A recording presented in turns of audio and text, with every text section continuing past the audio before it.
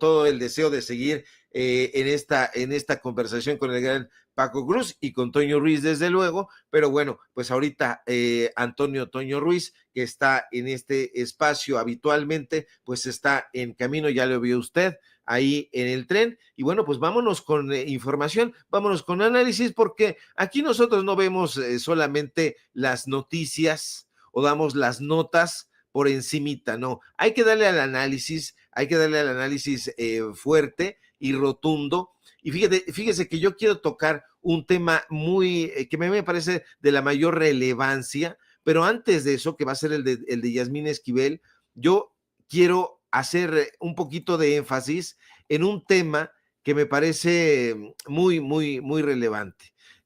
A ver si tienes por ahí, mi querido don David, el clip B, donde el gobernador Alejandro Armenta felicita al señor Riestra. Y ahorita le voy a platicar, porque el señor Riestra pues ha sido elegido como presidente del Partido Acción Nacional aquí cerca, ahí en la ciudad pues en el estado de Puebla. Póngamelo, por favor, mi querido don David. Existo, porque lo eligieron, qué bueno, fue una elección que ellos determinaron, como sucedió con Morena, con Roca, y a todos los partidos mi respeto. Creo que Fedra es la dirigente de la coordinadora estatal del MC, y a todos los dirigentes voy a pedirles que me permitan reunirme con ellos. Así es que yo a Mario Riestra le doy, extiendo mi brazo, mi mano para acompañarlo de manera respetuosa. Se lo dije a los diputados del PAN, en la toma de protesta que tuvo, las propuestas que tengan son bienvenidas. Yo soy de Morena, pienso conducirme con los principios de Morena, pero debo de construir con ellos la forma que nos merecemos todas y todos. Así es que no hay ningún problema. Pues ahí está el gobernador Alejandro Armenta felicitando a Mario Riestra. Es el nuevo dirigente del PAN y a mí me parece muy bien por este saludo del gobernador Alejandro Armenta, digamos, no al PAN, sino a las distintas fuerzas políticas. Eso habla de que Armenta quiere establecer un diálogo frontal. Sin embargo, porque ya sabe usted, siempre hay un pero. Y hay que decir las cosas como son. Y hay que decirle a la gente que Mario Riestra es toda una fichita. De hecho, allá en Puebla, todo mundo conoce a la familia Riestra, o la mayoría, no digamos que todo mundo, porque sería generalizar demasiado, pero muchísimas personas conocen a la familia Riestra. Son, hasta donde yo tengo informaciones, 3 hermanos Riestra.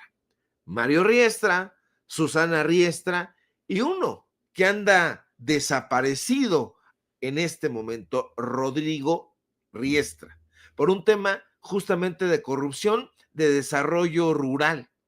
Y déjeme contarle, porque ya sabe que nos gustan los datos duros, sin censura, que en 2019 lograron frenar una solicitud para investigar a los Riestra Piña, que son estos hermanos, por corrupción. Y usted sabe perfectamente que cuando el río suena es porque agua lleva. Y en este caso no son ocurrencias. Muchos reportajes que se llevaron a cabo en ese momento entre prácticamente desde 2018, 2019, 2020, ahí se dio a conocer el fraude que se dio con unas empacadoras de zanahoria en la zona de Tecamachalco, donde se involucraba precisamente a Rodrigo Riestra, hermano del hoy dirigente del Partido Acción Nacional allá en Puebla, Mario Riestra. Ahora, usted tiene que saber todo esto porque de pronto estos personajes parecerán muy, pues muy dispuestos para el diálogo, muy dispuestos para crear. Eso es lo que van a decir. Pero los Riestra Piña en realidad son corruptos hasta la pared de enfrente. Este señor, Rodrigo Riestra Piña, fue secretario de Desarrollo y Ordenamiento Territorial en los gobiernos estatales de Moreno Valle, de Tony Gali Fayad, así para que usted lo vea ahí. Mario Riestra estuvo al frente de la Secretaría General del Ayuntamiento de Puebla en el gobierno municipal de Tony Gali. Este personaje que ha reaparecido, incluso lo vimos ahora que fuimos a hacer la cobertura allá en la toma de Alejandro Armenta en Puebla, pero estos personajes son cercanos a Tony Gali. Ahora, Susana Riestra fue titular de la Secretaría de Desarrollo Social en la Administración Estatal de Gali.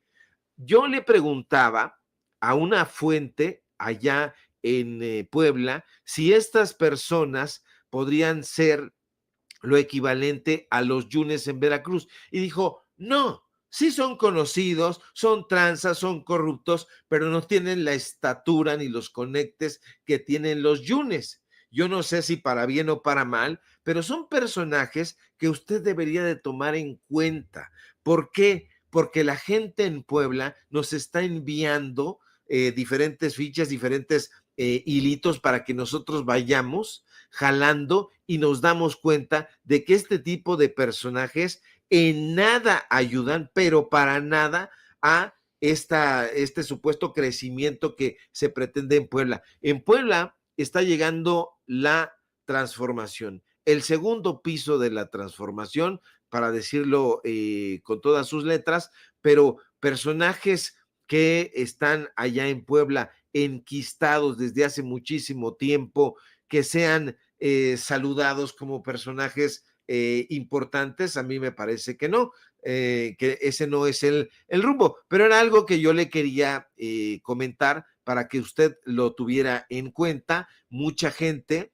que nos está viendo y que nos está escribiendo, dicen, sí, sí es cierto, conocemos a los Riestra y son de miedo, de un miedo tremendo. Eso se lo quería comentar. Así que, pues bueno, ahí saque usted sus propias conclusiones, ya tiene ahí la información, le digo yo que son los datos duros, pero usted revíselos, revíselos, no me crea nada a mí, no lo dé todo por sentado, sino usted revíselo. Vámonos a otro tema, mi querido don David, grábeme por favor, porque voy a un tema que a mí me interesa mucho. Todos los temas que hemos presentado me interesan bastante, pero este en especial, porque habla justamente de una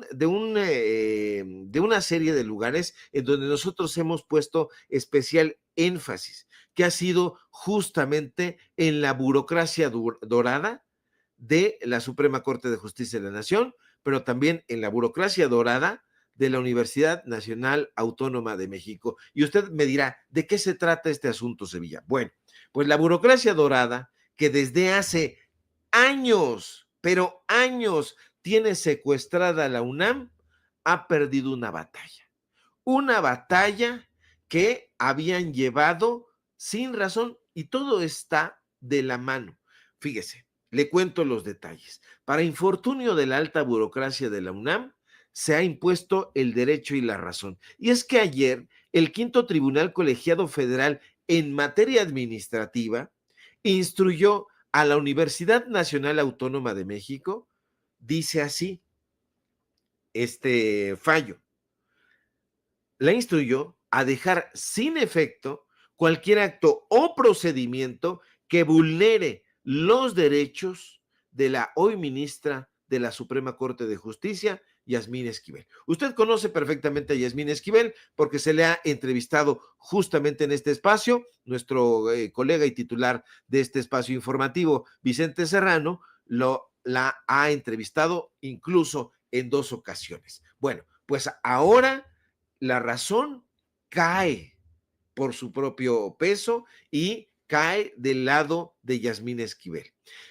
Y esta información, desde luego, punza en la entraña de Norma Piña y sus secuaces. ¿Por qué? Porque por unanimidad de votos, este tribunal deja claro que Yasmín Esquivel Moza es la única titular de los derechos de autor sobre su tesis profesional. Por si fuera poco, pues este documento agrega que la ministra Yasmín Esquivel ha sido injustamente difamada por las anteriores autoridades de la UNAM y sus derechos han sido vulnerados al instaurar procedimientos no previstos en la legislación universitaria. ¿Y sabe qué? Tienen toda la razón, porque infelizmente Yasmín Esquivel ha sido perseguida y ha sido calumniada. Lamentablemente, esta persecución contó con la anuencia y participación de la propia UNAM, que es su alma mater. El embate, de hecho, ahí desde, fíjese, fue orquestado desde diferentes flancos, pero uno de esos flancos tuvo su epicentro en la máxima casa de estudios y estuvo capitaneada por el exrector Enrique Graue, quien, por cierto, usted lo sabe, se lo hemos presentado con datos duros, se presentaba como doctor cuando en realidad no contaba con esos estudios. Era un falso doctor. Él dijo en su momento, cuando se le preguntó, que era un doctor en términos coloquiales. Bueno, el embate contra la ministra Esquivel fue ejecutado, ahorita estábamos platicando justamente de estos personajes, por el golpista y palafrenero de Enrique Krause, Guillermo Sheridan, un sujeto que una y otra vez fue exhibido en la conferencia mañanera en épocas del presidente López Obrador, quien se expresaba de los mexicanos y de las mexicanas como ladrones, como perezosos, como resentidos, como borrachos y un largo etcétera. Bueno, pues este señor Guillermo Sheridan, que fíjese cómo son las cosas, y lo hemos conversado aquí también, profesor, maestro de Ciro Gómez Leiva, un sujeto que al investigarlo ocurre que aunque no da clases en la UNAM, sí cobra puntualmente su sueldo. Se supone que debería de dar clases en la UNAM. Tiene una plaza en el Instituto de Investigaciones Filológicas, donde cobra puntualmente su sueldo. Bueno, pues este fue el autor en Latinus de ese supuesto reportaje. La embestida contra Yasmín Esquivel también llegó con las descalificaciones de no pocos investigadores del Instituto de Investigaciones Jurídicas, casi todos itamitas. Acuérdese del Instituto de Investigaciones Jurídicas de la UNAM, ahí donde está Lorenzo Córdoba Vianello. Casualmente, también colaborador del Espacio Latinos, en su espacio de opinión. Bueno, pues esta desdichada estratagema política, si usted no lo recuerda, tenía el fin de descarrilar a Yasmín Esquivel en su carrera hacia la presidencia de la Suprema Corte de Justicia. Esquivel en ese momento competía con Norma Piña y Yasmín Esquivel le llevaba ventaja. Pero que Esquivel ganara representaba un peligro para el conservadurismo que actualmente y desde ese momento comenzó a imperar en la Suprema Corte de Justicia de la Nación. En ese texto, Sucio Trabajo, que presentaron en Latinus, incluso el propio Guillermo Sheridan decía que Yasmín Esquivel simpatizaba con el tipo de gobierno de Andrés Manuel López Obrador. El golpe fue por ahí. Es muy interesante analizarlo porque fíjese, todos estos personajes vienen de la mano. Latinus, Carlos Loret de Mola, presenta el supuesto reportaje, pero este reportaje, fíjese, prácticamente estamos a 17 de diciembre, 18, 19, 20, 21, faltan 4 días para que se cumplan 2 años de ese supuesto reportaje, porque fue presentado el 21 de diciembre de 2022, hace 2 años. Y ese texto, ¿cómo se llamaba? Una ministra pasante, así le puso Guillermo Sheridan, pero a partir de ese texto, a todas luces insidioso, politizado, porque era un embate político, varios medios de desinformación se dieron la mano para armarle este montaje a Yasmín Esquivel, porque es un montaje, se da uno cuenta, algunos nos dimos cuenta en ese momento, pero otros no, otros cayeron en el engaño y dieron por sentado que la ministra Esquivel había plagiado. El texto fue incluso difundido en Eje Central de Raimundo Rivapalacio, el reportero, ¿cómo se llama este reportero? Juan Carlos Rodríguez. Juan Carlos Rodríguez se fue hasta Xochimilco a buscar al supuesto autor de la tesis que habría plagiado Yasmín Esquivel, y entonces no le quiso dar en una entrevista, pero él se la armó, y entonces lo va a buscar en una segunda ocasión y le dice: yo ya di por cerrado eso, no tengo absolutamente nada que declarar.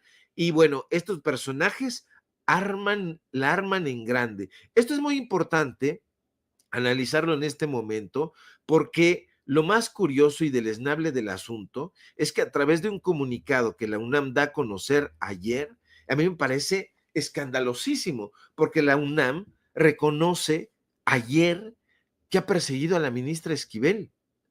Resulta bochornoso leer este comunicado que emite la UNAM. Dice este papel, redactado en la oficina de Néstor Martínez Cristo, coordinador general de comunicación social de la UNAM, que dice más o menos así, un fragmento nada más.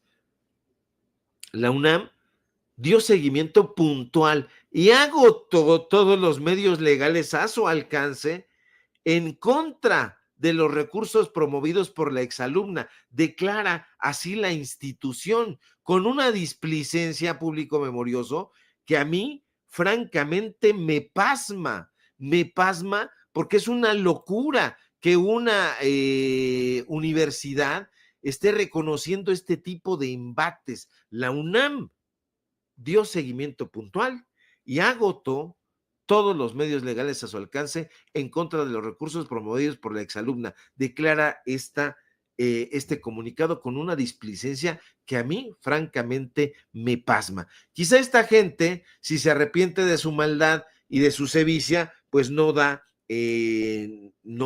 muestras de que así suceda, pero lo cierto es que sí fracasaron en su burda y lamentable embestida. Sí fracasaron. Enrique Graue, Guillermo Sheridan y los enemigos de la reforma al Poder Judicial, porque va por ahí el asunto, pues deben estar en este momento echando rayos y centellas porque no han podido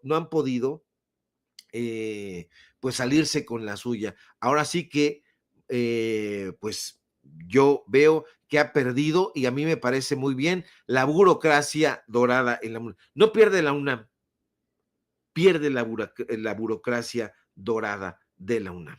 Así que, pues ahí está la información. Indudablemente la UNAM va a salir con una serie de cosas. Ya salieron varios personajes, ahí el hijo de Burgoa Orihuela a decir una serie de tonterías, pero bueno, usted ya los conoce perfectamente. Vámonos a otra cosa. Déjeme informarle que Santiago Taboada va ahí a la cueva de los malandros, como dijera mi querido Antonio Ruiz, a despotricar justamente contra la doctora Claudia Sheinbaum, ahí en el espacio de los malandros, donde los tiene bien consentiditos Ciro Gómez Leiva. A ver si me puede poner el clip de mi querido don David. Perdón, hechos son amores y no buenas razones. Tú premias al que abrazó a los delincuentes, al que permitió que en un estado de la República prácticamente la gente, en lugar de venirse a México, se fue a Guatemala. Premias y el mensaje es, ¿por qué es un compañero del movimiento? No, el señor Rutilio Escandón tendría que estar dando cuentas sobre cómo se le metió el crimen organizado a Chiapas. Y hoy tendría también, aunque sea un compañero del movimiento, estar renunciando el gobernador de Sinaloa, porque inclusive ni siquiera su historia sobre dónde estaba el día que al Mayo Zambada lo detuvieron, o la muerte de Meleso Cuen. Bueno, que se lo llevaron. Entonces, mi punto aquí, Ciro, es, nosotros no vamos a dejar de quiénes somos. Nosotros tenemos una esencia sin duda, pero lo que sí no vamos a dejar pasar es que este recuento trágico. Ayer, otra ejecución a un empresario ahora vitivinícola en el estado. En Querétaro. En Guanajuato. En Guanajuato, Ciro. En Guanajuato, perdón, en Guanajuato. Sí. Y prácticamente seguimos, y dime tú hoy, prácticamente que 3 meses después, ¿qué resultados tenemos, Ciro? ¿Cuántos muertos menos tenemos? ¿cuántos desaparecidos menos tenemos? Hoy la gente en este país se siente más segura. Bueno, ya hasta los secretarios del gobierno de Claudia Sheinbaum se meten a sus casas a robarles, Ciro. Ahí está la secretaria del Bienestar. No se metieron a su casa en la semana. Tú lo reportabas hace unos meses en una columna tuya en el Excelsior. Otra vez los robos en la Ciudad de México. Sí. A ver, ¿qué es esto? ¿Qué país, qué ciudad, qué estados de la República? ¿Qué pretexto tienen, Ciro?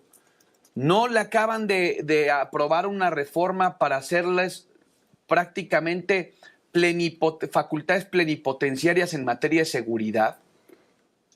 Y entonces, están empezando.